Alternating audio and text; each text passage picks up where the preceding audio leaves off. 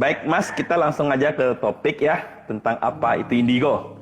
Mas, mungkin hal yang kita perlu ketahui dulu, sebenarnya indigo tuh artinya apa sih? Kenapa bisa ada muncul istilah indigo? Iya.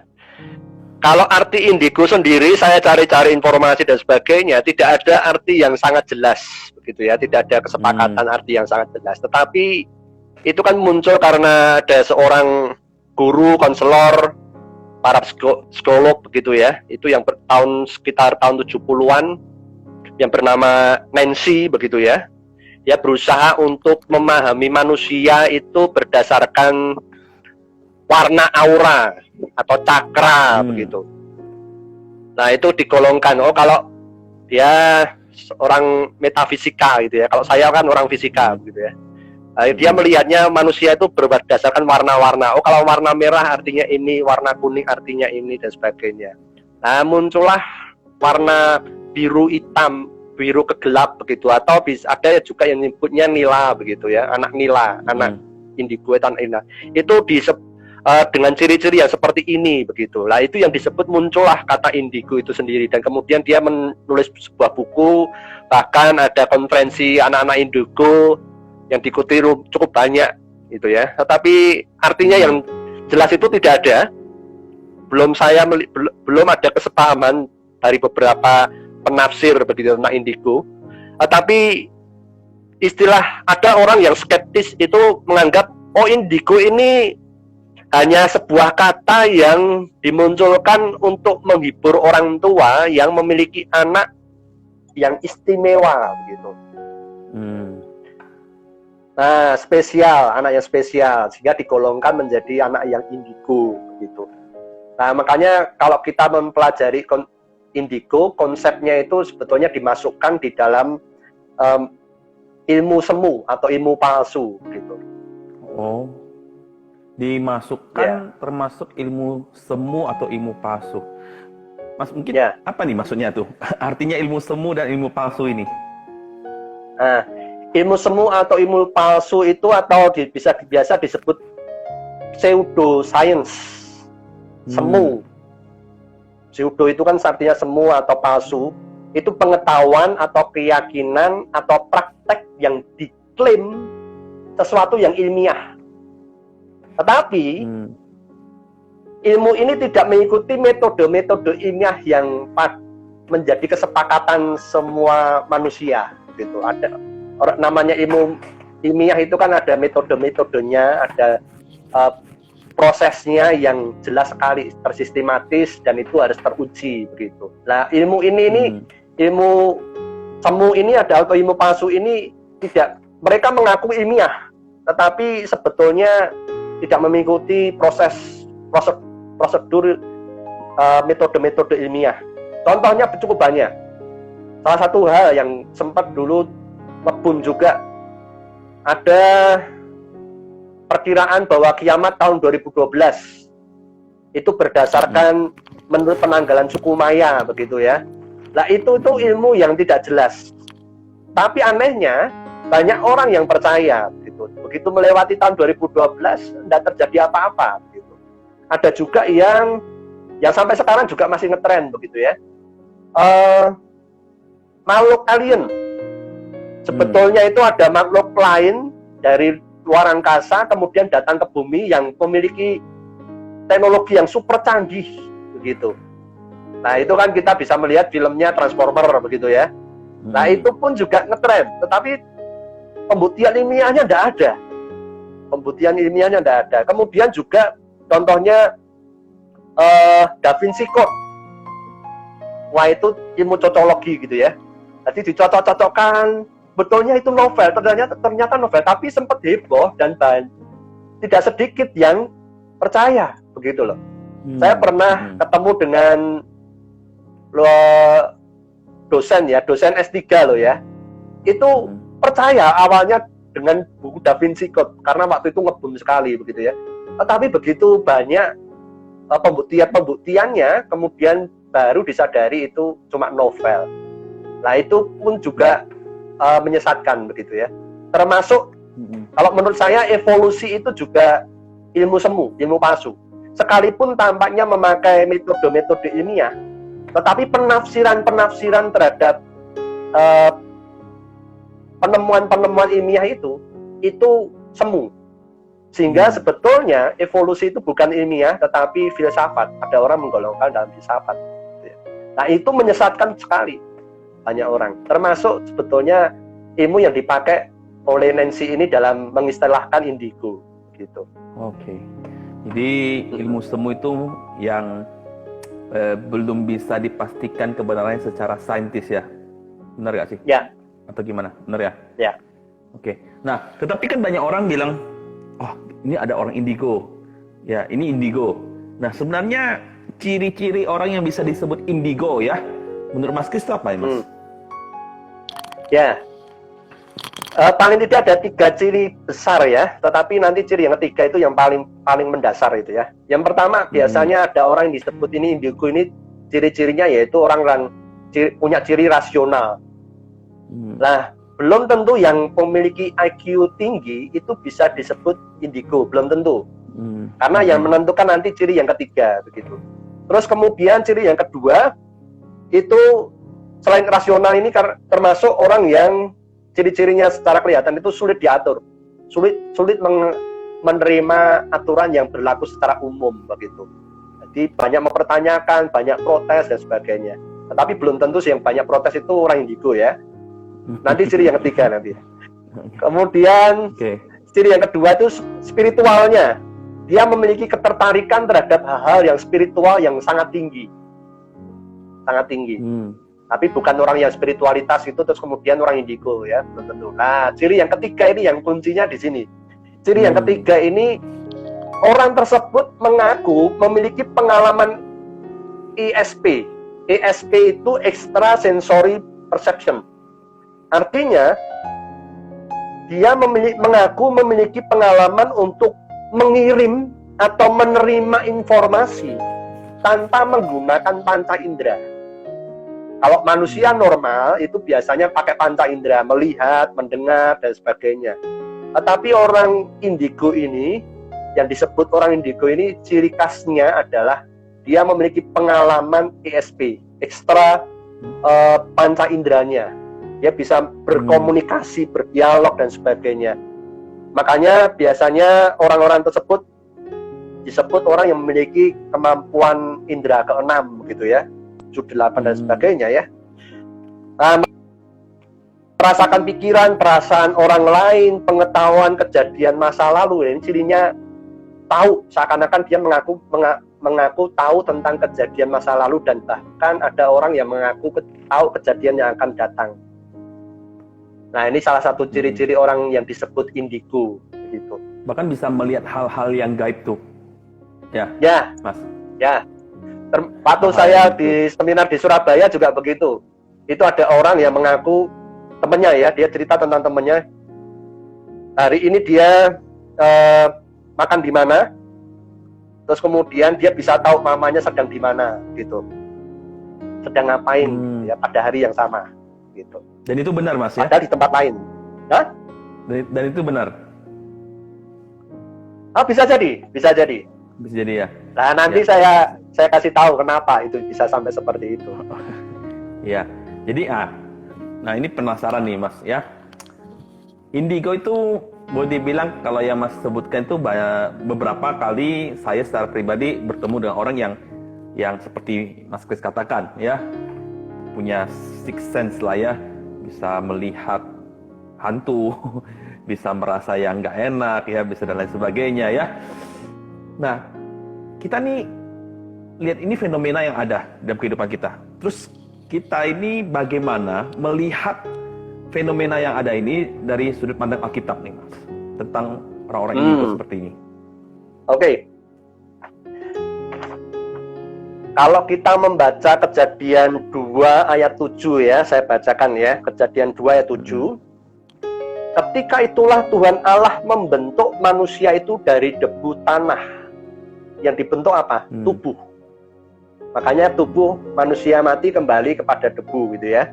Bukan dibentuk dengan dari emas itu ya. Repot nanti yang keluarga yang meninggal Itu jaga tubuhnya jadi emas dulu, nanti dicuri orang gitu ya. Dan menghembuskan nafas hidup ke dalam hidungnya. Nah, ini proses jiwa diciptakan. Demikianlah manusia itu menjadi makhluk yang hidup. Artinya, manusia ini terdiri dari unsur natural. Ya, kita terdiri dari unsur natural, diatur dengan hukum-hukum alam, hukum natural ya. Kita jatuh dari ketinggian, nggak mungkin langsung bisa terbang begitu, nggak, harus pakai alat gitu ya. Nah, itu kita ada unsur naturalnya. Tetapi dari ayat ini kita juga bisa melihat bahwa ada unsur supranatural, yaitu hembusan nafas Allah, jiwa itu. Nah, oleh sebab itu manusia berdiri di antara natural dan supranatural ini. Nah, oleh sebab itu pengalaman-pengalaman supranatural kita tidak bisa langsung dengan berkata, oh itu bohong, tidak mungkin terjadi. Tidak, bisa saja terjadi. Nah, oleh sebab itu pertanyaannya begini, semua pengalaman spiritual atau supranatural yang dialami oleh manusia itu, apakah itu wajar atau dalam arti itu netral atau enggak? Nah, permasalahannya di situ. Saya sangat yakin sekali pengalaman supranatural manusia tidak ada yang netral. Termasuk sebetulnya pengalaman natural kita. Karena kita sudah dicemari oleh dosa. Begitu. Nah, pertanyaannya begini, kalau tidak netral, sumbernya dari, kenapa kok tidak netral? Karena begini, berkaitan dengan pertama, sumber pengalaman supranatural itu dari siapa dulu? Yang kedua, tujuan pengalaman supranatural itu untuk apa? Nah, dua jawaban inilah yang menunjukkan bahwa tidak ada yang netral, begitu. Nah, saya kasih contoh ya. Pengalaman-pengalaman yang misalkan nih, saya kasih contoh kasus ya. Melihat sesuatu yang tidak nampak, orang lain tidak melihat, tapi saya melihat. Nah, ini harus diuji dulu. Ini pengalaman murni supranatural atau pengalaman psikologis, pergumulan permasalahan psikologis, kejiwaan, gitu. Nah, ini harus dibedakan. Makanya seperti yang dulu kita IG Live yang dulu tentang demonologi ya, pasukan setan itu ada yang fenomenanya mirip, ada yang kejiwaan, tetapi ada juga yang disebabkan karena kuasa ke-8 gitu. Nah, saya kasih contoh sebetulnya itu saya lupa filmnya, tapi ada satu film yang kejadian nyata, itu sejarah nyata. Ada seorang yang sangat jenius sekali matematika. Dia melihat sosok seorang laki-laki dewasa dan juga seorang perempuan kecil. Kalau nggak salah judul filmnya Beautiful Mind. Nah, itu orang lain tidak melihat, tetapi hanya dia sendiri yang melihat. Sampai-sampai itu merusak seluruh hidupnya. Dia hampir gila, hampir cerai dengan istrinya, keluarganya hancur, pekerjaannya hancur gara-gara dia berkomunikasi dengan dua sosok yang tidak dilihat oleh orang lain, hanya dia sendiri. Nah, ternyata begitu dia dibimbing sama istrinya untuk mau konselor begitu, ternyata itu hanya halusinasi. Nah, bagaimana cara menyembuhkannya? Tentunya tidak jenis seperti ini, bukan terus diusir atau didoakan saja, enggak. Tapi dibimbing supaya dia dengan kesadaran penuh, dia mengabaikan dua sosok yang hanya dia sendiri yang melihat. Itu didiamkan. Kalau dua sosok ini ngajak berbicara, ngajak kegiatan, itu dia diabaikan. Baru pelan-pelan dia bisa mengendalikan diri.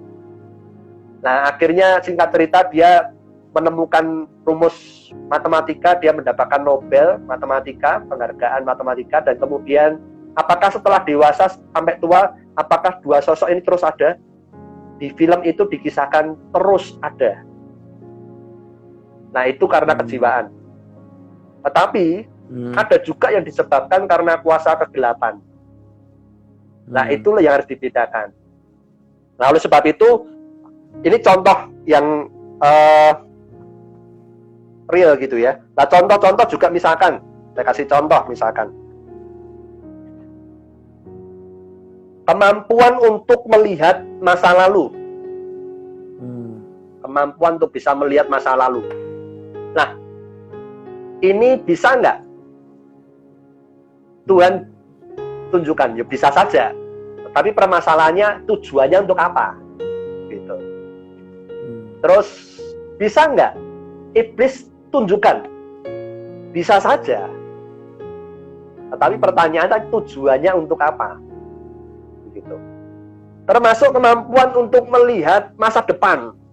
Kalau masa depan, saya sangat yakin sekali iblis tidak tahu. Tetapi iblis bisa menipu nggak? Bisa. Begitu. Nah, yang tahu siapa? Hanya Tuhan Yesus saja. Sama seperti hanya ketika iblis tidak tahu nih masa depan nih. Taunya Yesus disalib, dia pikir menang. Begitu Yesus disalib malah justru dia kalah. Gitu ya. Dia tidak tahu kalau Yesus akan bangkit. Nah, iblis tidak mana tahu.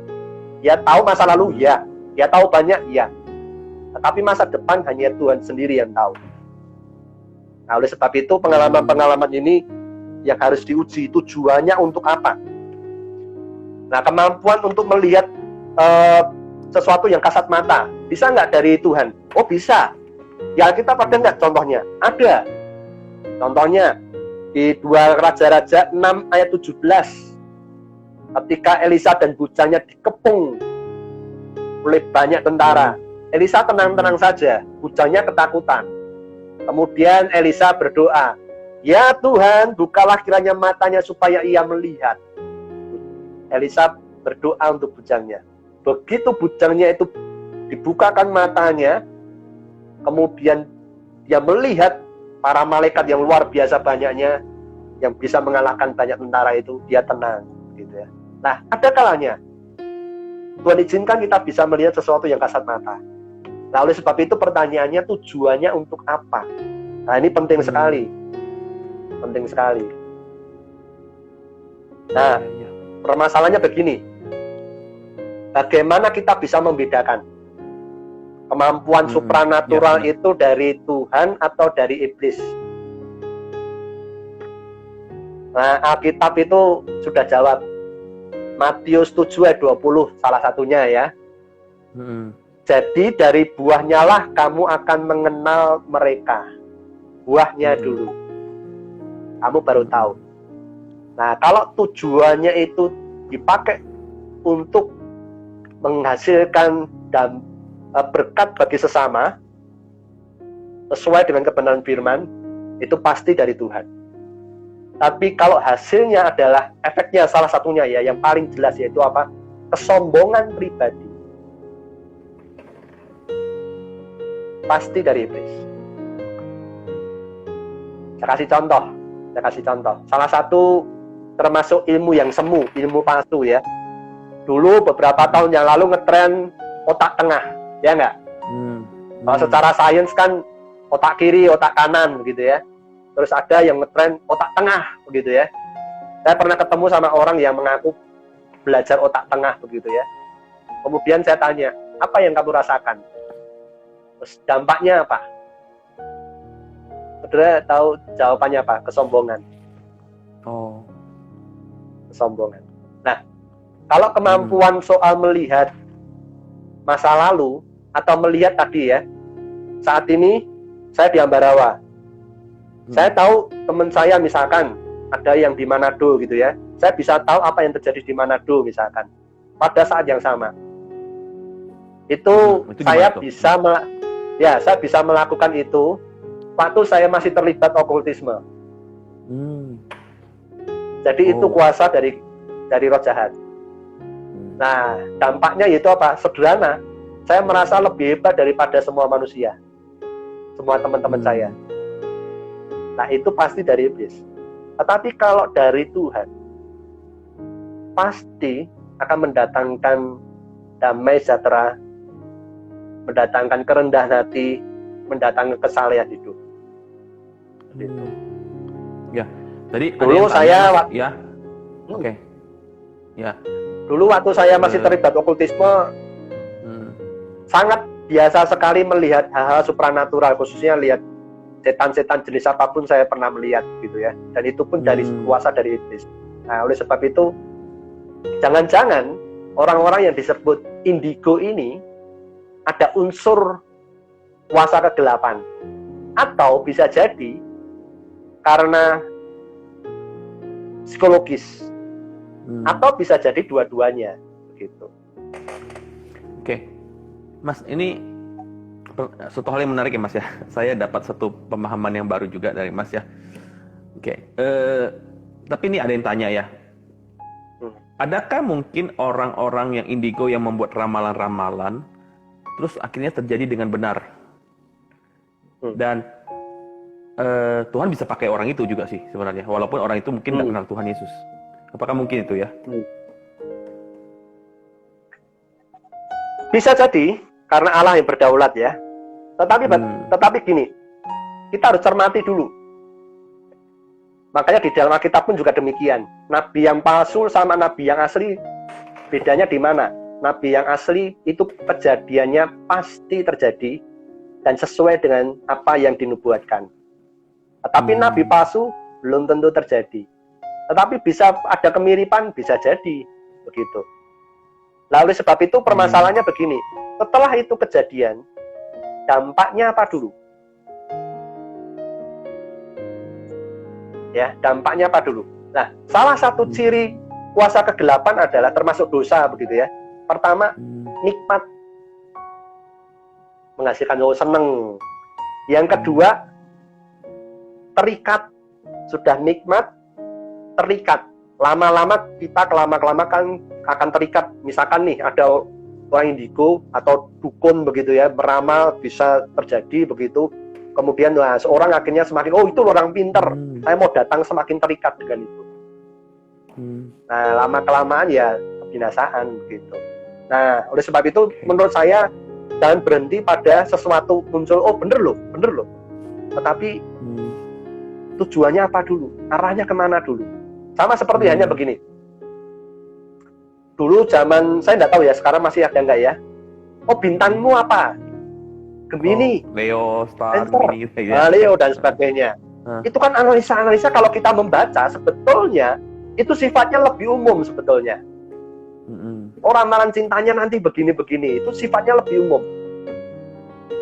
Tidak secara spesifik. Tapi perhatikan bedanya dengan nubuat yang dari Tuhan. Sangat-sangat spesifik. Sangat-sangat spesifik.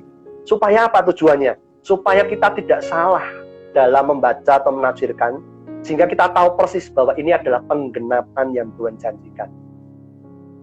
Nah, iblis pinternya di situ, meniru yang palsu. Nah, itu perlu hikmat. Makanya setiap hal harus diuji, begitu. Ya, setiap hal harus diuji. Saya setuju, Mas. Nah, tapi sekarang gini, Mas. Saya punya kenalan, dia orang Kristen, dia mengaku indigo. Ada beberapa jemaat temannya indigo, ya.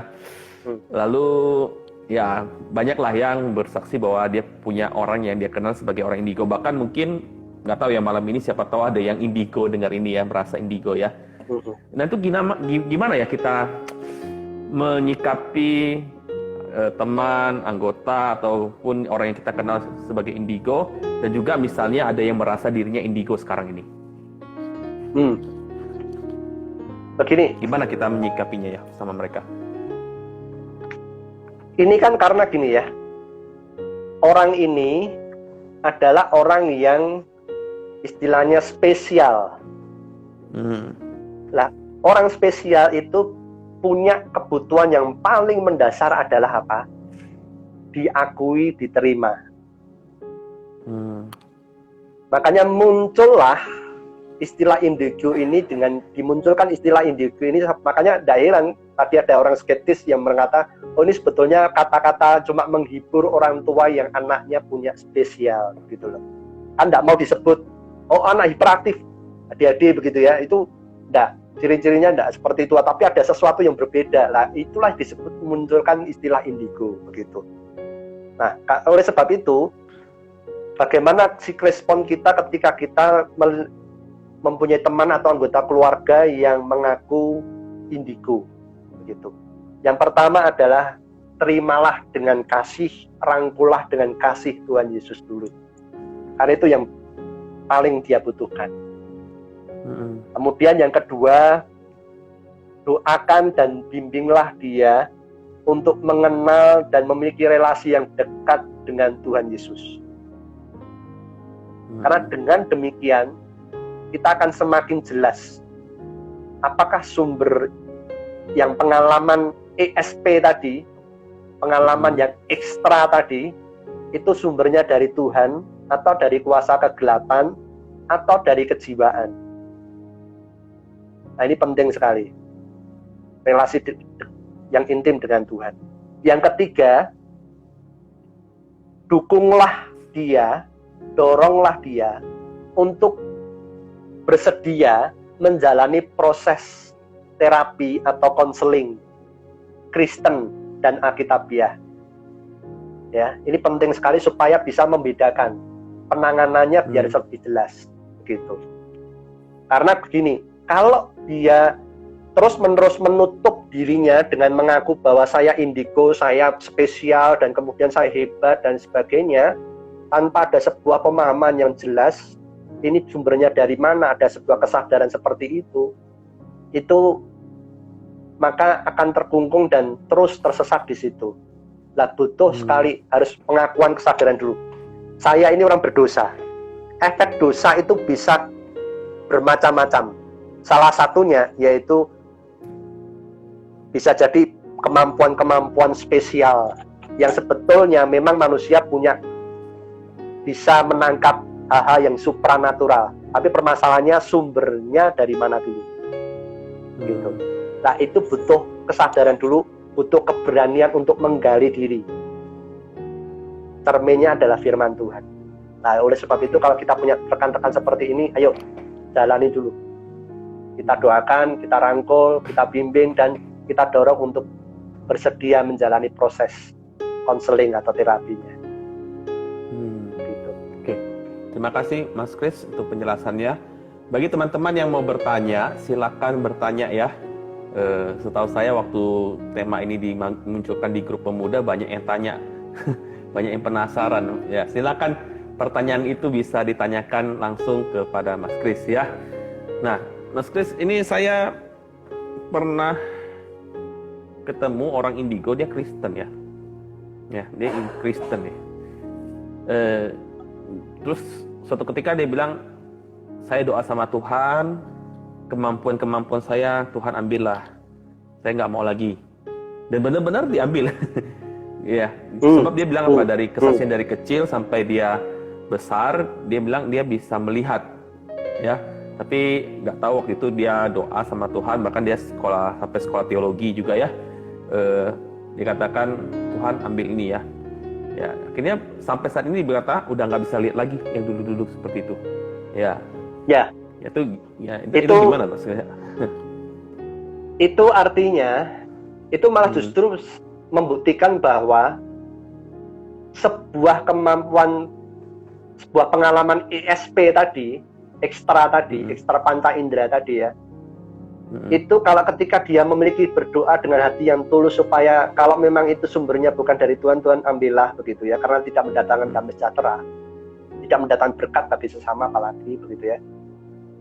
Oh, itu doa yang tulus dan Tuhan jawab. Lah itu menunjukkan bahwa pengalaman ESP yang dia miliki itu sumbernya bukan dari Tuhan. Oh, gitu ya. Nah, sama seperti itu juga waktu saya pertama kali bertobat, kemampuan saya untuk melihat hal-hal yang supranatural itu dihapus oleh Tuhan. Tapi bukan berarti kepekaan untuk membedakan itu tidak ada. Ada kalanya Tuhan izinkan saya untuk bisa mengalami pengalaman lagi, supranatural lagi.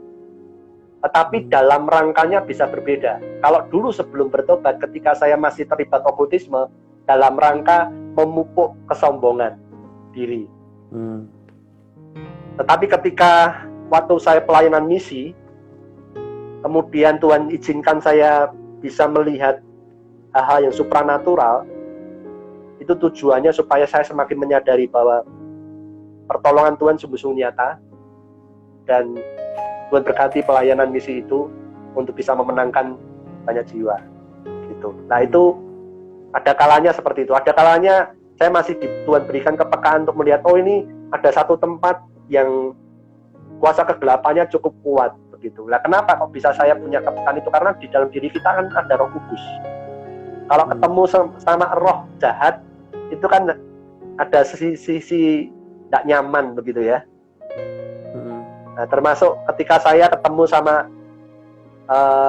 saya tidak sebut namanya, itu orang terkenal itu ya, yang ngaku juga punya kemampuan itu, atau orang biasa orang banyak menyebut dia indigo begitu ya. Saya pernah ketemu berpapasan, saya merasakan tidak damai sejahtera, padahal cuma papasan aja. Saya langsung bukan menghakimi ya, tetapi saya bisa memperkirakan ada kuasa kegelapan di dalam diri orang ini. Orang banyak menyebut dia indigo, gitu ya. Kristen dia, Mas? Ya, ada yang Kristen. Oh, jadi Kristen masih juga bisa seperti ini ya, terpengaruh dengan kuasa-kuasa kegelapan gitu ya. Ya, soalnya saya ingat sama teman ini, ya, Mas. Soalnya saya ingat sama teman ini pernah cerita, ingat sama dia jalan. Dia, ya kita waktu itu pergi ke sebuah tempat pertapaan ya. Terus dia bilang, oh itu lihat tuh, itu tuh, jangan lihat. Dia merasa ada yang tingginya setinggi gedung lantai 2 ya. Tapi jangan lihat, jalan terus ya, dia bilang. Wah, ya. Terus beberapa kali kita ajak dia, misalnya, coba tolong nih rasakan nih di rumah ini ada apa nggak nih ya, supaya kita bisa berdoa dengan tepat ya. Ini orang yang lagi stres atau lagi kerasukan gitu loh. Jadi kadang-kadang kita pakai dia terlibat untuk pelayanan. Nah tapi yang tadi yang Mas Kris kan bilang bisa jadi itu bukan dari Tuhan. Tapi dia pakai itu juga beberapa kali untuk melayani ya. Nah, sampai pada akhirnya dia berdoa sama Tuhan dan Tuhan ambil itu. Jadi yang saya mau klarifikasi sama Mas itu berarti apakah benar-benar yang kemampuan dulunya yang dia pakai juga untuk melayani itu sebenarnya bukan dari Tuhan gitu loh? Nah tadi kan Mas Kris bilang ya. Nah begini, kalau dia Kristen sejati, pasti sama seperti hanya waktu saya memberi materi tentang kerasukan setan gitu ya. Pasti tidak mungkin akan dikuasai hidupnya dengan kuasa kegelapan. Tapi masih bisa nggak hidup orang tersebut dipengaruhi?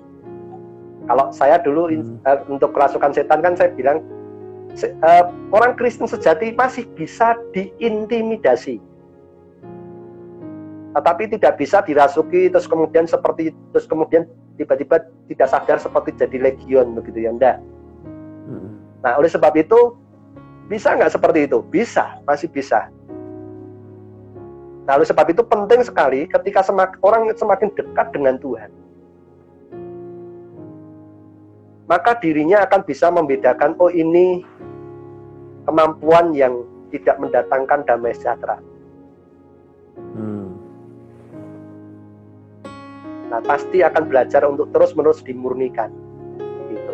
Ya. Saya juga nggak mau punya kemampuan itu, Mas. Nggak tenang. Ya. Oke, Pak Kris, ada pertanyaan Pak Kris. Indigo termasuk karunia atau bukan, Mas? Nah, pemahaman karunia itu apa dulu? Karena masing-masing orang bisa memiliki pemahaman karunia yang berbeda-beda. Nah, saya tentunya akan mengacu kepada karunia di dalam Alkitab. Gitu. Nah, karunia di dalam Alkitab jelas sekali. Pasti tujuannya adalah untuk kemuliaan nama Tuhan dan membangun jemaat. Gitu. Nah, oleh sebab itu, kalau kemampuan melihat supranatural itu, yang di Alkitab juga ada tadi Elisa berdoa untuk hujannya itu ya, bisa jadi itu disebut karunia. Tetapi kalau itu mendatangkannya bersumbernya adalah dari iblis, tentu kita tidak bisa menyebutnya itu sebagai karunia. Makanya pinternya iblis itu di situ. Dia menyebut dengan istilah-istilah yang tampaknya ilmiah dan disebut adalah, oh ini karunia, maka itu menyesatkan begitu banyak orang. Nah, oleh sebab itu hati-hati, harus diuji. Sumbernya dari mana, arahnya kemana. Minimal dengan 2 ujian itu. Baik, Pak Kris, terima kasih. Ini ada pertanyaan dari Pak Daniel. Pak Kris mau tanya, saya pernah mimpi suatu hal dan hal tersebut terjadi di dalam kehidupan nyata. Gimana tanggapan Bapak nih, Pak? Ya, bisa diulangi? Jadi dia mimpi dan itu benar-benar terjadi dalam kehidupan nyata dia. Oh. Nah, itu Ya. gimana, Mas? Ya. Sebetulnya saya pengen tahu mimpinya apa dulu gitu ya. Oh ya.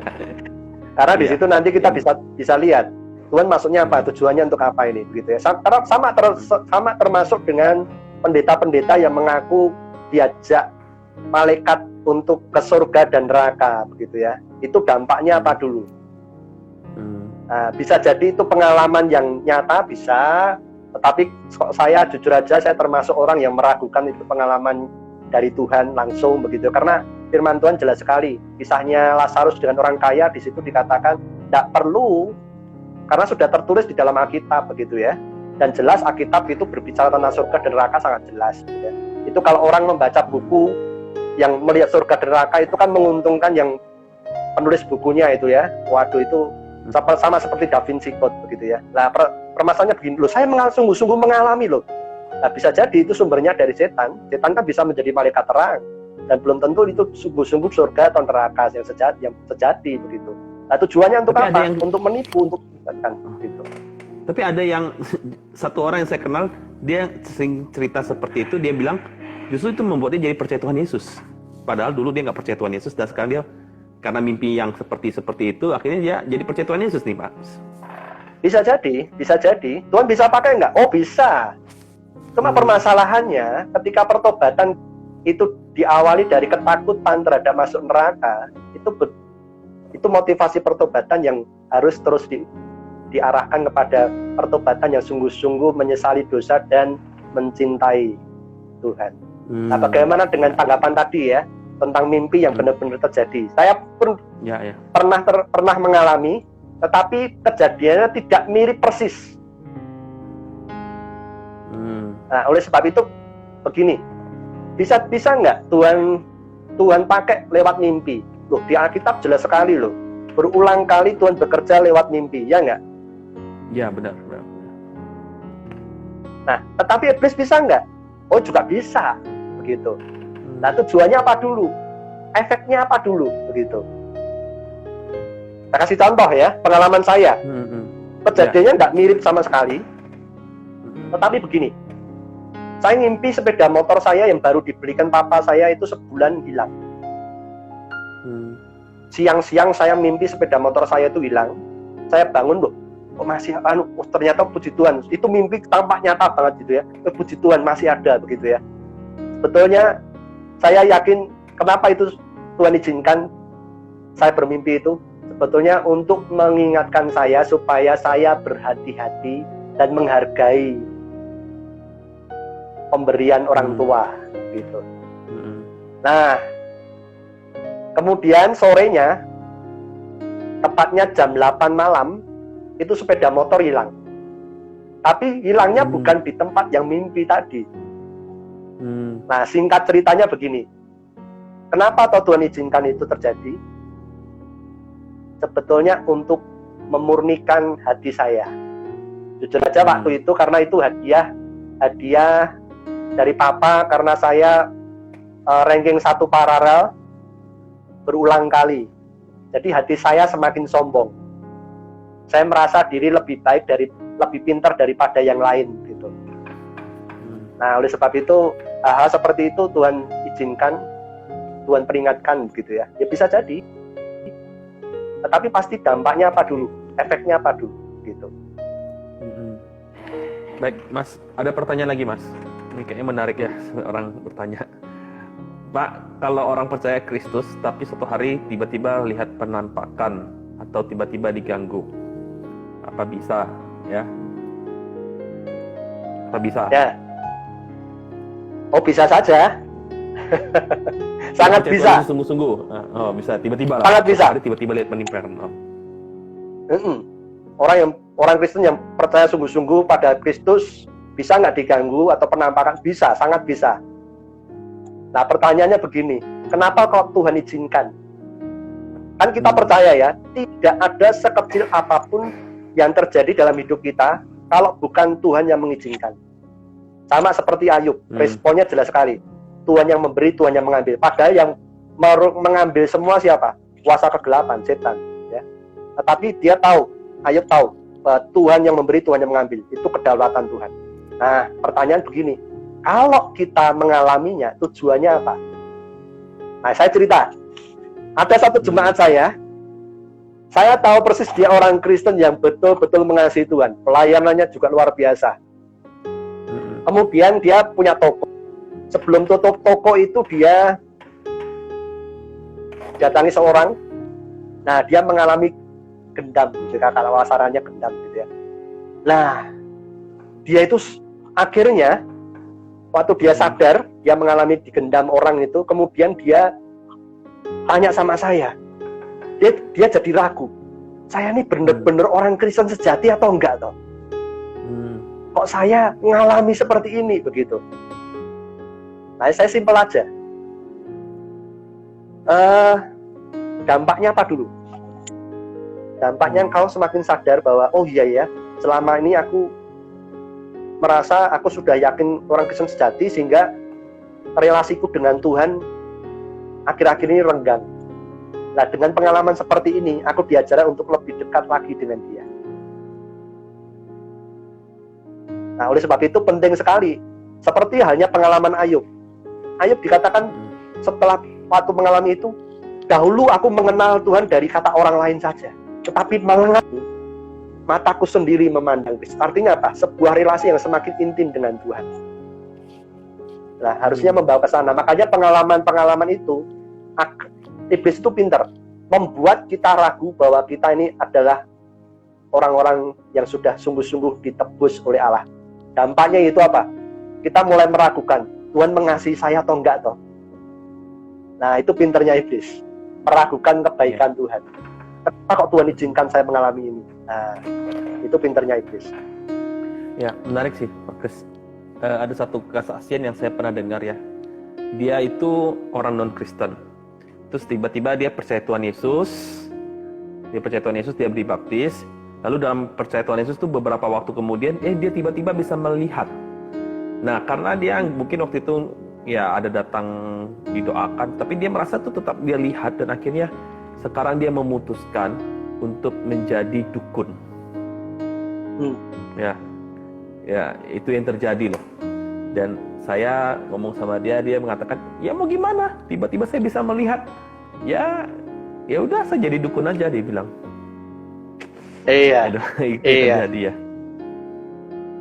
Maksudnya gini, dia melihat apa? Melihat roh yang supranatural itu. Oh, ya. Nah, jadi dia merasa, tiba-tiba lihat, ya udah, dia jadi dukun aja, dia bilang. Ini susah sekali membawa dia kembali ke Tuhan ini. Iya. Nah, itu artinya bahayanya kalau berangkat menjadi orang Kristen berangkat dari titik yang salah.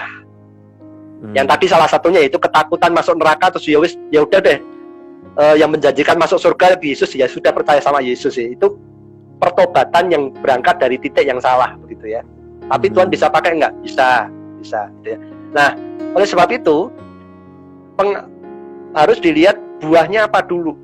Baru kita tahu akarnya ini pohon yang baik atau yang jahat, gitu ya. Nah, oleh sebab itu jelas pengalaman yang dia miliki, iman yang dia miliki adalah iman berdasarkan pengalaman dan bukan berdasarkan kebenaran firman. Dampaknya yaitu apa? Dia tertipu. Nah, oleh sebab itu sulit. Kalau sudah tertipu dan berdasarkan pengalaman pribadinya, hidupnya yang sungguh-sungguh dia alami, tetapi tidak berdasarkan firman, sangat mudah sekali ditipu oleh iblis. Begitu. Ya, itulah yang terjadi. Ada sapaan dari Pendeta Chandra Udayana. Hai teman-teman. Ya, hai juga. Ya, Pendeta Chandra Udayana. Ya. Ya. Mas, IG live sekarang itu bisa 4 jam loh, Mas. Jadi kita bisa ngomong panjang lebar kalau mau. Iya, Kak. Ya.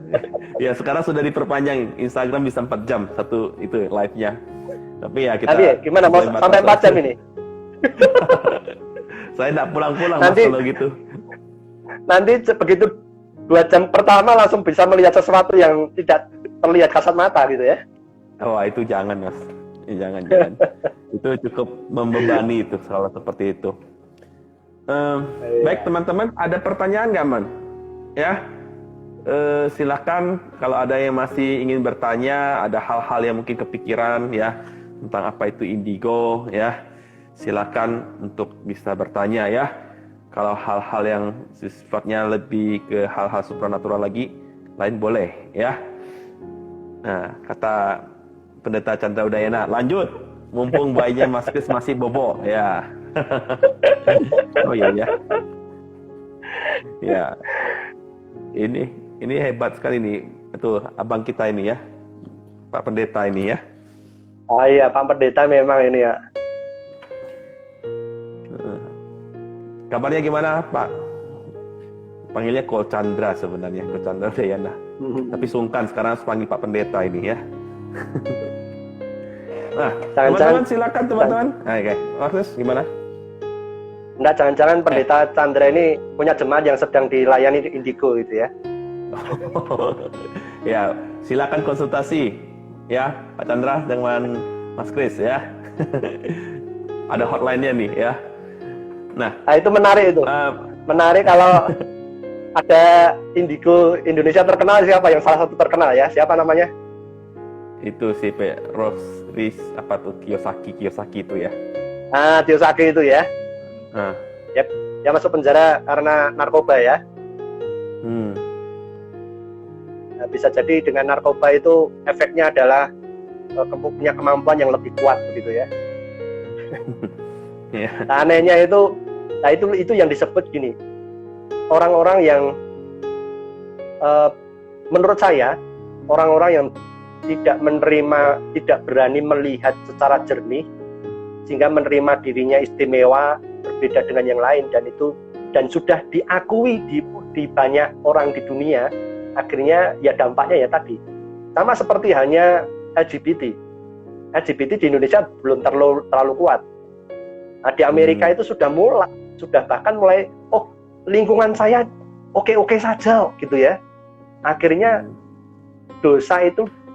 arti dosa itu sudah tidak signifikan, sudah tidak ada makna kata dosa itu sudah dihilangkan. Nah, oleh sebab itu penting sekali untuk kita bisa menerima kenyataan bahwa kita sudah tercemar oleh dosa dan kita harus menerima kebenaran. Gitu. Mas, ada tanya Mas. Ini kan Pak Chandra Udayana tanya nih ya, apakah indigo hanya untuk anak-anak? Ya, apakah orang dewasa juga bisa tuh? Jadi tiba-tiba dapat indigo ya? Kan biasa yang selalu dibilang indigo tuh anak-anak ya. Ya. Gimana dengan orang dewasa? Ya, justru indigo itu berkembang semakin kuat ketika semakin dewasa. Kalau saya membaca tafsirannya Nancy itu ya, itu potensinya sudah bisa dilihat ketika anak-anak. Nah, tapi kemudian semakin kuat potensinya itu ketika bertumbuh semakin dewasa. Nah, begini, kalau di Jawa kebiasaan seperti itu menurut saya tidak tahu di Kalimantan ya. Di Jawa waktu masih bayi, terus kadang bisa bayi itu Anak-anak kecil itu bisa melihat ketawa sendiri, melihat satu tempat begitu ya, melihat ketawa sendiri atau menangis sendiri, dan kemudian orang tua kalau masih bayi itu dikasih, kalau di Jawa itu dikasih peniti besar begitu ya, ada bawangnya atau apa begitu ya, untuk katanya untuk menghilangkan sawat atau puasa-puasa kegelapan begitu ya. Nah, bisa jadi Nancy itu gara-gara terpengaruh dengan pengalaman-pengalaman seperti itu. Ini kok anak-anak kok bisa melihat ketawa sendiri, melihat bisa cerita, saya melihat ada tante atau pak om gitu ya. Kemudian ini ada anak spesial begitu ya. Ditafsirkan dengan auranya berwarna biru kegelapan ini. Ini berbeda dengan anak-anak yang lain. Bahkan ada penafsiran indigo ini adalah hasil evolusi yang paling tinggi yang dialami oleh manusia. Itu kan tafsiran-tafsiran yang menurut saya tampaknya ilmiah tetapi mengacaukan, menyesatkan gitu loh. Nah, oleh sebab itu penting sekali untuk bisa. Nah, oleh sebab itu semakin lama semakin dewasa semakin kuat tafsirannya seperti itu. Jadi bukan hanya anak-anak saja. Makanya disebut anak indigo. Kenapa? Punya potensinya lebih dari mulai kecil ada. Bahkan ada yang menafsirkan begini. Orang indigo dewasa kalau sudah mati. Jadi kalau ada anak kecil yang punya potensi yang sangat kuat, auranya warna biru yang gelap itu sangat kuat sekali, itu hasil inkarnasi dari orang dewasa indigo sebelumnya. Nah, itu kan pencampuran sinkretisme yang dari berbagai ajaran begitu ya, diilmiahkan. Nah, itu sangat menipu. Nah, oleh sebab itu kalau kita benar-benar punya kemampuan bisa melihat itu, jangan mudah mengklaim saya indigo. Jangan dulu. Akui dulu bahwa kita ini orang berdosa, dan belajar untuk dimurnikan oleh firman dan kuasa Roh Kudus. Ini penting sekali. Makanya tadi saya bersyukur ada kesaksian, ada orang Kristen yang sungguh-sungguh takut akan Tuhan, minta Tuhan cabut kemampuan ini. Saya bersyukur itu. Ini ada pertanyaan Mas Kris dari KW, Hendra KW. Ya, masih ingat ya Mas Kris ya? KW ya. Mas Kris ditanya, apa sih untungnya bagi si jahat dengan menampakkan diri dengan rupa yang menyeramkan? Apakah memang ada level atau tingkatan di dunia roh jahat? Apakah yang rupanya seram itu lebih rendah dibandingkan yang rupawan? Gimana? Ya. Jelas sekali kalau di dalam Alkitab. Ya. Ini sahabat saya yang lama tidak ketemu ini. Pak Pendeta juga ini. Ya, Pak Pendeta juga ya. Iya. Nah, kalau kita membaca di Alkitab, ada tingkatan-tingkatan di malaikat gitu ya. Bahkan di dalam iblis pun juga begitu. Lucifer itu tingkatannya, dulu saya pernah bawa tentang demonik gitu ya. Itu Lucifer, Gabriel, Mikael itu 3 malaikat yang levelnya tinggi, gitu. Yang rendah-rendah disebut roh jahat, gitu ya. Di dalam kita disebut seperti itu. Nah, makanya kalau yang setan-setan yang kelihatan, ya, setan-setan yang kelihatan itu levelnya yang paling rendah sebetulnya, levelnya yang paling rendah. Ya, jadi kalau kita takut dengan setan-setan yang kelihatan, itu kita ditertawain sama iblis dan setan-setan roh jahat gitu ya. Karena ini level rendah, ada orang Kristen takut gitu ya. Nah, kalau levelnya yang paling tinggi malah justru dikatakan yang tadi disebut rupawan ya, indah sekali. Lucifer itu gambarannya luar biasa sekali loh. Dia malaikat yang paling indah. Bahkan dikatakan bisa menjadi malaikat terang gitu. Nah, itu yang paling bahaya justru. Nah, pengaruhnya juga demikian. Pengaruhnya yang paling menyesatkan justru bukan dukun dan sebagainya. Itu sangat jelas sekali masih bisa kapan ditolak. Yang paling menyesatkan adalah agama. Bajunya baik gitu ya. Nah, itu setan yang paling levelnya yang paling tinggi justru. Nah, oleh sebab itu penting sekali untuk kita bisa memilah-milah semakin bertumbuh hikmat. Salah satunya berarti untungnya roh jahat itu menampakkan diri dengan menyeramkan kita untuk menertawakan kita yang ketakutan gitu ya. Iya. Kira-kira bisa seperti itu. Iya. Ya, Makanya kalau melihat langsung begitu ya ada takut nggak? Ya manusiawi sekali ya. Tapi kalau kita harus langsung mengingat, oh saya anak Tuhan. Roh yang ada di dalam diri saya adalah Roh Kudus yang jauh lebih besar daripada roh di dunia ini. Firman Tuhan juga katakan kita diberi roh, bukan roh ketakutan ya. Roh kekuasa, roh keberanian untuk kita boleh menyatakan kuasa Tuhan. Oke. Mas, ini ada pertanyaan lagi. Ini Pak Pendeta juga yang tanya nih. Titus. Pendeta Titus ini. Benar gak sih? Titus Kristianto ini. Ya, benar gak sih? Pendeta Titus yang di Jerman tuh ya. Wah, ini Oke, bagaimana? Gimana Mas? Dia pendeta di Jerman itu serangannya lebih kuat tuh karena lebih indah, lebih rumpawan itu ya. Nah, ini ditanya nih Mas.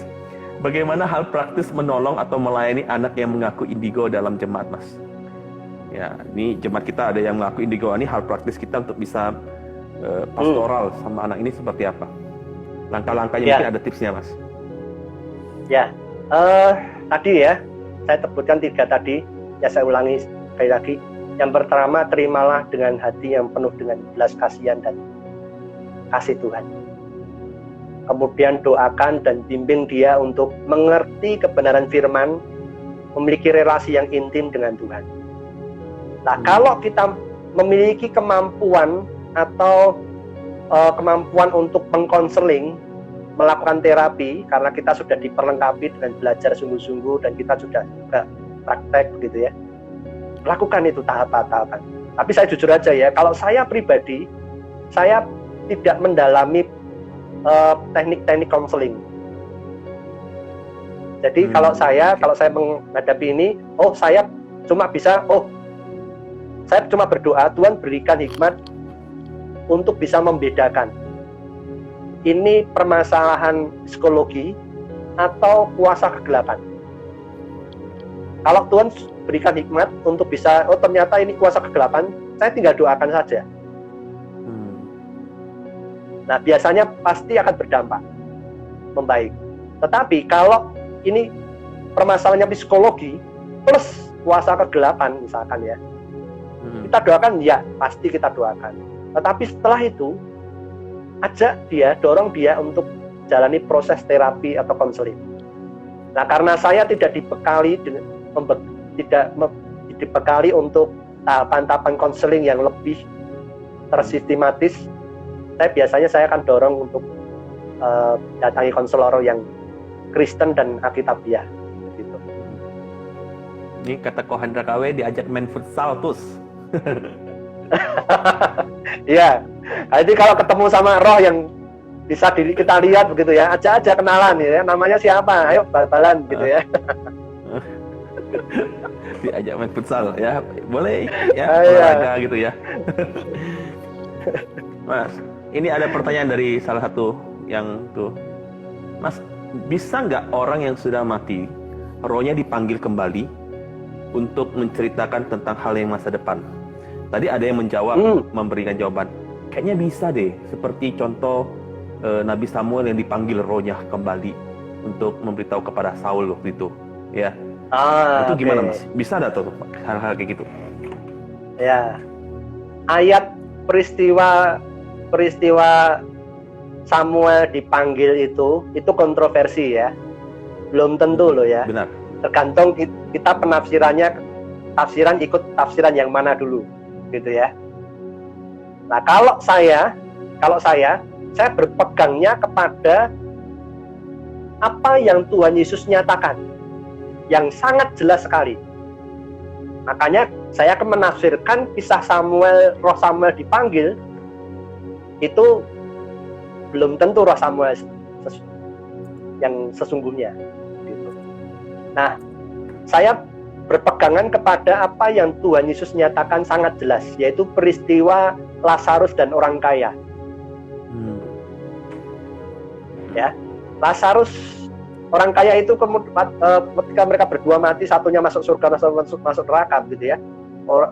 Masih bisa berkomunikasi begitu. Orang kaya itu minta, Lazarus kirim dong orang yang dia untuk datang ke dunia supaya memperingatkan keluarga saya, saudara-saudara saya, begitu ya. Waduh, itu Tuhan katakan jelas sekali, tidak perlu. Nah, oleh sebab itu, makanya tidak heran kalau kita berpegang teguh kepada kebenaran firman yang Tuhan Yesus nyatakan, sebetulnya orang yang sudah mati tidak bisa Tuhan kirimkan kembali. Nah, pertanyaannya begini, siapa yang datang, yang masuk? Saya kasih contoh ya, makanya di situ bahkan ada praktek, ada gereja yang mempraktekkan penginjilan orang mati. Nah, itu menyesatkan sekali. Jadi cerita itu bukan dukun ya, gereja gitu ya. Nah, itu ada satu orang sebagai mediator, kemudian roh nenek moyangnya dipanggil untuk masuk, dan kemudian diinjili. Roh itu berdoa percaya sama Tuhan Yesus, dan kemudian keluar roh itu. Akhirnya dikatakan, loh ini sudah masuk surga karena sudah berdoa percaya sama Tuhan Yesus, gitu ya. Pinternya iblis di situ. Nah, baca Kisah Para Rasul kalau nggak salah 16 kalau salah ya. Nah, Kisah Para Rasul 16 ayat 16, 17, 18. Ada orang perempuan kerasukan roh tenung. Kemudian melihat Paulus dan rekan-rekannya begitu ya, dia ngomong langsung jelas sekali, mereka adalah hamba Tuhan Allah yang hidup. Perkataan mereka adalah mendatangkan keselamatan. Loh, bayangin loh, ini teriakan orang kerasukan setan loh. Tapi isinya benar nggak? Isinya benar. Paulus dan rekannya itu hamba Tuhan Allah yang Maha Tinggi. Yang diberitakan Paulus, berita Injil bisa mendatangkan keselamatan nggak? Bisa. Nah, tapi tujuannya apa? Jelas sekali itu mengganggu pelayanan Paulus. Nah, dampaknya Paulus kan ditolak di situ ya. Nah, beberapa hari kemudian Paulus akhirnya menyadari bahwa itu bukan roh dari Allah, tetapi roh jahat. Akhirnya roh itu diusir. Nah, itu hati-hati. Makanya pertanyaannya begini, isinya benar nggak? Isinya benar itu Pak Kris. Oke. Tujuannya benar nggak? Nah, jadi ini tafsiran ya, saya terhadap ya. Tafsiran saya terhadap roh Samuel, bisa jadi ada orang menafsirkan perkataan Samuel benar loh. Oke, benar. Tetapi tujuannya apa? Bukankah seluruh perjanjian lama jelas sekali perintah Tuhan? Tuhan begitu murka marah kalau orang datang kepada dukun gitu ya. Nah, jelas sekali Tuhan masa bermain di dua area kan tidak mungkin. Gitu. Ya. Tapi Tuhan bisa pakai nggak sarana itu untuk menghukum Saul? Bisa. Nah, oleh sebab itu saya kok yakin itu bukan roh nenek moyang kita yang datang. Gitu. Nah, Mas, ini ada pertanyaan menarik, Mas. Ada orang indigo bilang ada roh-roh yang baik gitu loh, yang punya energi positif.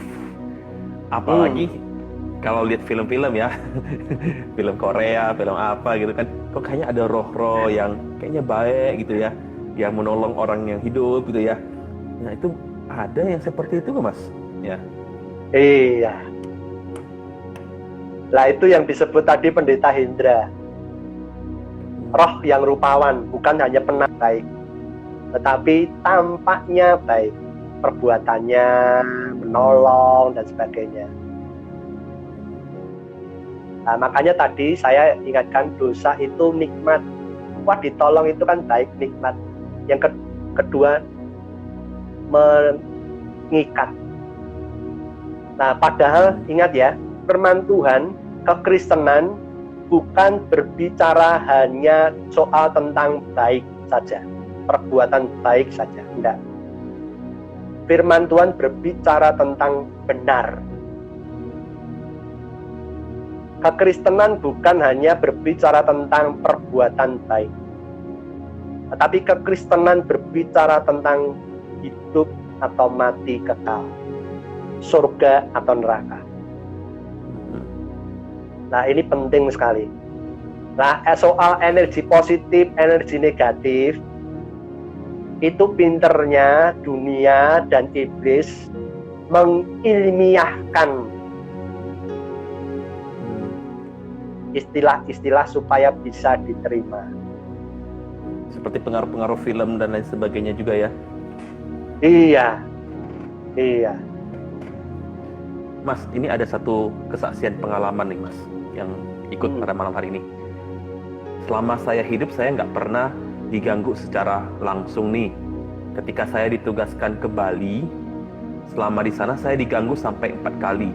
Seperti kaca digedor, ada kerudung pengantin, ada Hanoman hitam tinggi 2 meter, dan seorang wanita. Tetapi setelah kejadian itu, saya jadi rajin pergi ke gereja dan berdoa. Dan setelah itu tidak lagi diganggu. Nah, itu pengalaman-pengalaman pertama, benar gak tuh? Ya. Terus rupa-rupa yang dia lihat itu apakah benar? Nah, terus yang kedua, nah dia katakan bahwa pengalaman itu justru membawa dia akhirnya lebih lagi datang ke gereja, ya. Nah, sekarang pertanyaannya, seandainya kalau saya tidak ke gereja, hal-hal seperti itu masih bisa mengganggu saya nggak ya? Nah, ini pertanyaannya. Jadi dia mengatakan, oh karena ke gereja hal itu nggak ganggu lagi. Tapi kalau saya tak ke gereja nanti bisa datang lagi nggak ya? Itu ketakutannya. Gimana Mas? Ya, saya terima kasih sekali dengan sharing pengalaman hidupnya yang bagi saya bukan tidak ada yang kebetulan gitu ya. Nah, pertanyaannya begini. Kalau tadi di awal saya puji Tuhan, dengan pengalaman seperti itu malah justru hasilnya adalah semakin dekat dengan Tuhan. Karena firman Tuhan jelas sekali bagaimana kita bisa melawan iblis. Levelnya beda. Dia malaikat kok, gitu ya, mantan malaikat begitu ya. Kita manusia, levelnya sangat jauh sekali, tidak bisa kita melawan iblis. Caranya melawan gimana? Cuma satu modalnya. Mendekat, firman Tuhan katakan, mendekatlah kepadaku dan lawanlah iblis. Artinya modalnya adalah dekat dengan Tuhan. Baru kita bisa melawan, karena ada kuasa yang menyertai kita. Nah, oleh sebab itu pertanyaannya tadi, terus akhirnya kalau dilanjutkan, kalau saya dekat dengan Tuhan, rajin ke gereja, saya bisa diganggu nggak? Jangankan yang tidak rajin ke gereja, yang rajin ke gereja malah justru semakin sering diganggu, karena apa? Semakin dekat dengan Tuhan gitu. Tapi bukan berarti menakut-nakuti begitu ya. Tapi dalam arti begini, ayo tanyakan dulu, tujuan kita, motivasi kita dekat dengan Tuhan apa? Supaya kita tidak diganggu. Berarti kita ini lebih takut dengan setan dan iblis daripada dengan takut dengan Tuhan. Kalau kita dekat dengan Tuhan, entah itu Tuhan izinkan kita diganggu atau enggak masalah. Pasti Tuhan punya rencana, gitu loh. Sekalipun kita dekat dengan Tuhan, kemudian malah justru kita mengalami gangguan yang semakin banyak, justru di situ Tuhan punya rencana, yaitu apa? Supaya kita memiliki pengalaman rohani bersama dengan Tuhan, yang sehingga iman, pengharapan, dan kasih kita bertumbuh semakin kuat. Gitu. Nah, saya bersyukur ketika saya dekat dengan Tuhan. Saya punya pengalaman pernah disantet, pernah pengalaman melihat peperangan rohani dan sebagainya begitu ya. Itu justru itu pengalaman itu saya ingat-ingat Tuhan, saya bersyukur Tuhan izinkan saya memilih pengalaman seperti ini. Nah, oleh sebab itu jangan gini, oh kalau saya dekat dengan Tuhan supaya saya tidak diganggu lagi. Ya Tuhan tahulah. Dalam arti begini loh, biasanya orang Kristen yang mula-mula, yang baru lahir baru begitu ya, Tuhan pasti jagain nggak? Tuhan jagain. Ya, nggak mungkin diganggu gitu ya. Tetapi Tuhan pastikan rindu kita bertumbuh semakin dewasa. Nah, Tuhan berikan pengalaman-pengalaman yang, tapi Tuhan tahu tolak ukurnya, kita kuat atau enggak. Tapi oleh sebab itu percaya saja deh. Ya, Tuhan izinkan, pasti punya rencana indah. Jadi sungguh-sungguh percaya Yesus ya. Untuk yang tadi yang bertanya, yang bersaksi ya, kiranya Tuhan menolong ya. Kalau misalnya merasa terganggu, tetap merasa terganggu, mungkin boleh datang ke kami para hamba-hamba Tuhan ya. Kita bisa belajar, bisa didoakan, kita juga bisa diteguhkan ya, satu dengan yang lainnya. Ya. Oke, ada pertanyaan nggak nih teman-teman? Ya, silakan. Nah, masih ada pertanyaan Mas. Mas nih, nggak apa-apa nggak Mas? Anaknya itu nggak, udah bangun belum? Ya. Jadi ini pertanyaan terakhir lah ya, Mas ya. Ya.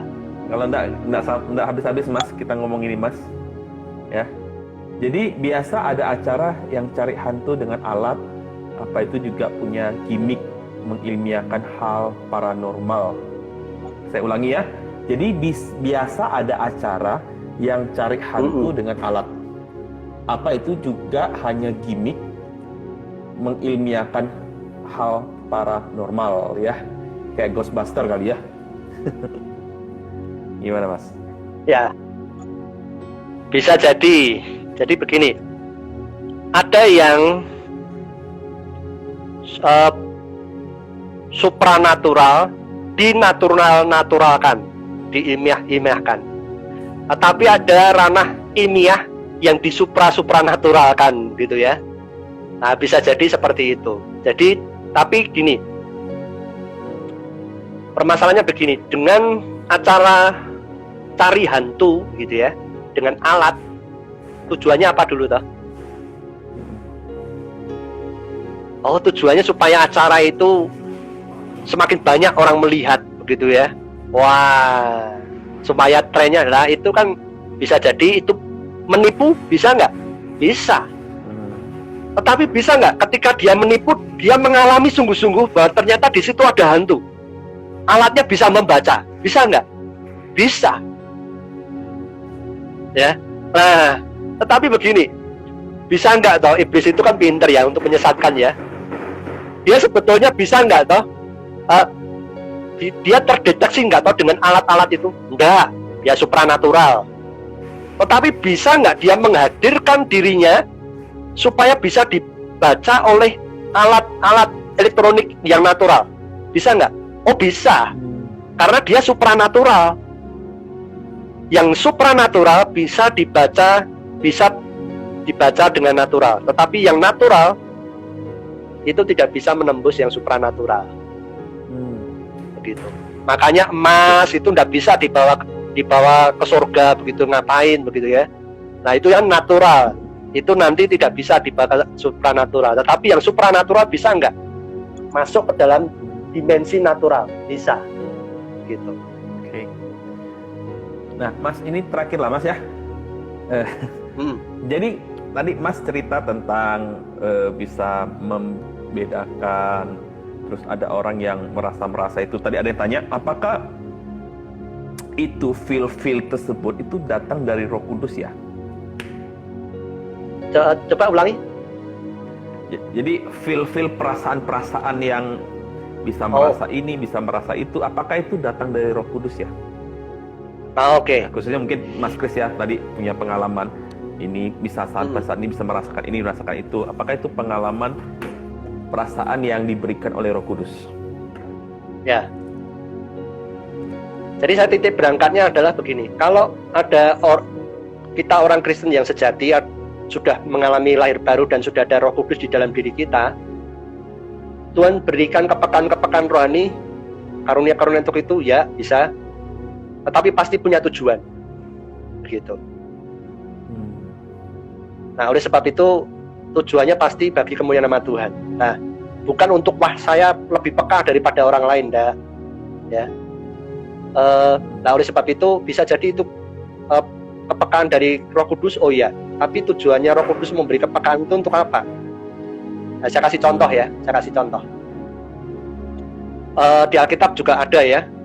Waktu ya tadi yang kisah para rasul 16 tadi roh tenung gitu ya, Paulus diberikan tahu, baru beberapa hari kemudian Paulus baru mengusir itu ya, baru tahu gitu ya. Nah, saya pernah mengalami gini, waktu konseling, waktu ada jemaat yang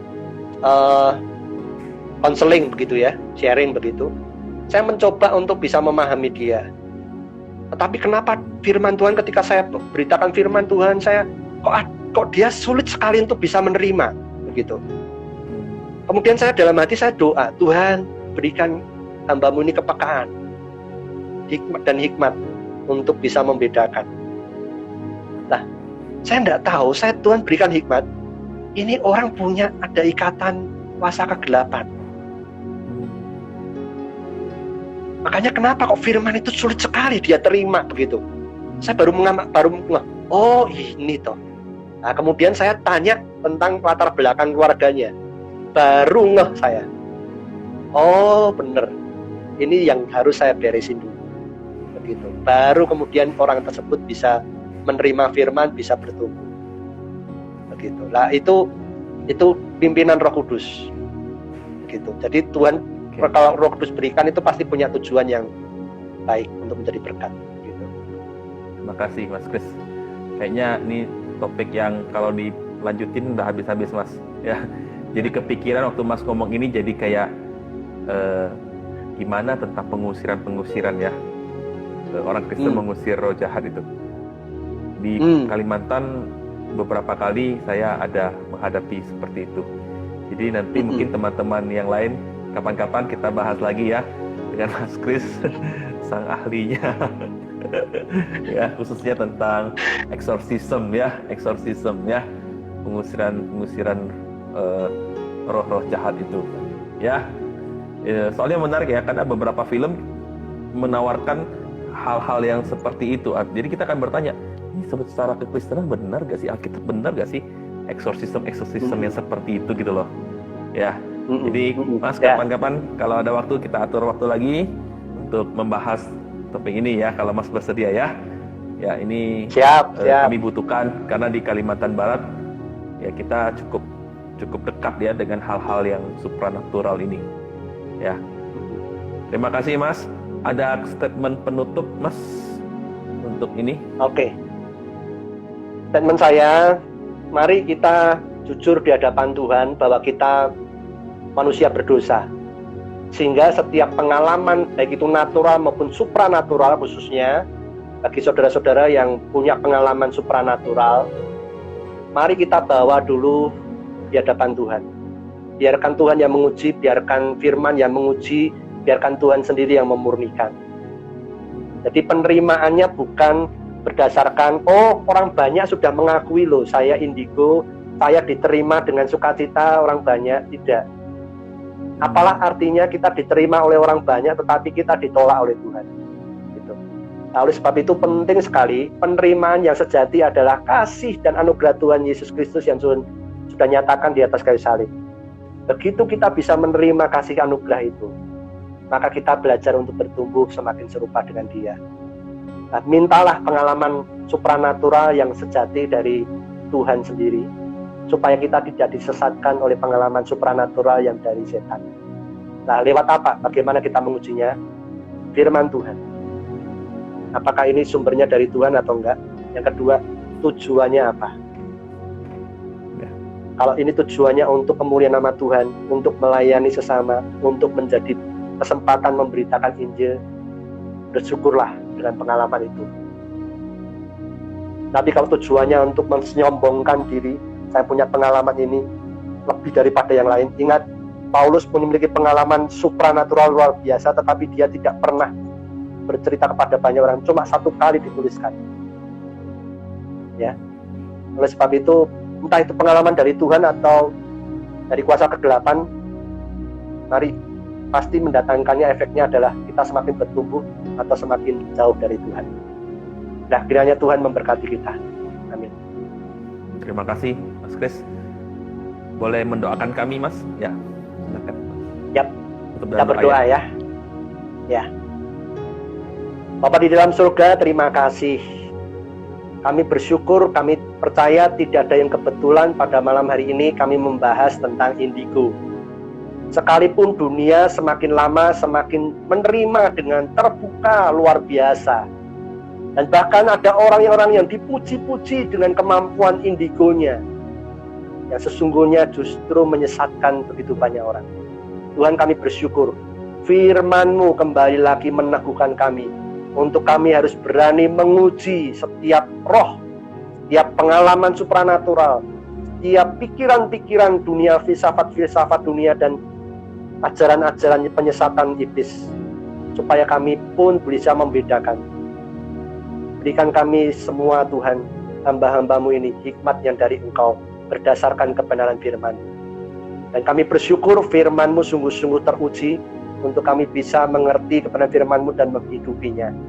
Dan kami bersyukur ya Tuhan, jika Tuhan mengizinkan kami mengalami pengalaman supranatural yang Tuhan izinkan untuk kami semakin bertumbuh, memiliki relasi yang intim dengan Tuhan, memiliki pengalaman rohani bersama dengan Tuhan, memiliki pengenalan yang semakin dalam dengan Engkau. Oh Tuhan, kami sungguh bersyukur. Tetapi Tuhan, jika ada di antara kami yang masih memiliki pengalaman-pengalaman supranatural yang bersumber dari roh-roh jahat, yang menyesatkan, semakin lama semakin menyesatkan pengertian akan kebenaran firman, Tuhan, di dalam nama Tuhan Yesus, kiranya Allah Roh Kudus menolong saudara-saudara kami yang mengalami pergumulan ini dan menghapuskan kemampuan ini, supaya nama-Mu itu dipermuliakan, supaya mereka pun semakin bertumbuh di dalam kasih dan anugerah-Mu. Terima kasih Tuhan. Biarlah segala kemuliaan dan hormat dan pujian bagi Engkau, sehingga hidup kami boleh sungguh-sungguh berkenan dan mempermuliakan nama Tuhan. Kami bersyukur pada malam hari ini, dan pertemuan kami untuk pertemuan berikutnya, untuk kami boleh semakin dibukakan kebenaran firman-Mu, untuk kami boleh hidup mengandalkan Engkau, bersandar sepenuhnya kepada Engkau dan kebenaran firman. Di dalam nama Tuhan Yesus kami berdoa. Amin. Amin. Terima kasih Mas. Tuhan Yesus memberkati. Terima kasih, Salam Tuhan Yesus untuk memberkati. keluarga dan juga semangat untuk studi dan pelayanan.